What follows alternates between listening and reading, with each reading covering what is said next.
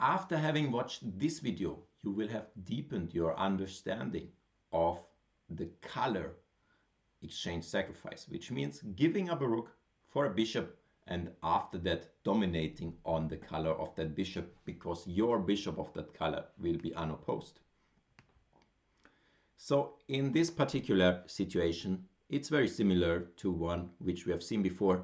We will passively sacrifice the exchange by keeping this rook on b4. There is not a lot of squares where the rook could go either, and we just keep playing actively. Bishop to a6, getting the bishop out, hitting e2, and if white were to take on b4 now, we would in this case take with the c-pawn.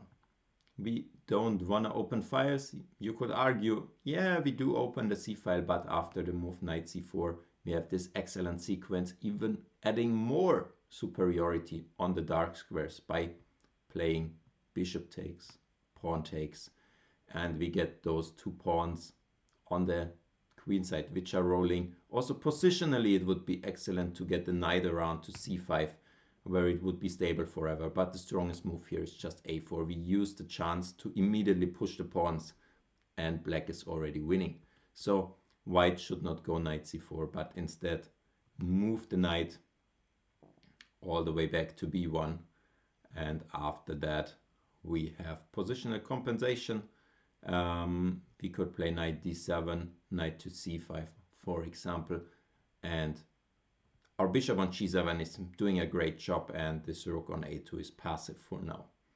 So that's another example of the passive color-based exchange sacrifice. Hope you could get something from it.